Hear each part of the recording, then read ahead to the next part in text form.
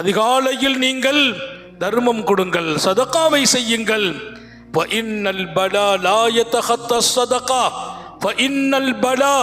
எந்த ஒரு சோதனையும் எந்த ஒரு முசீபத்தும் சதகாவை தாண்டி, நீங்கள் கொடுத்த தர்மத்தை தாண்டி உங்களை வந்து அடையாது என்றார்கள் உத்தம நபிகள் ஸல்லல்லாஹு அலைஹி வஸல்லம். கெட்ட மரணங்களிலிருந்து பாதுகாப்பு என்றார்கள். சதகத்து சிர், ரகசியமாக கொடுங்கள் தானத்தை, தர்மத்தை.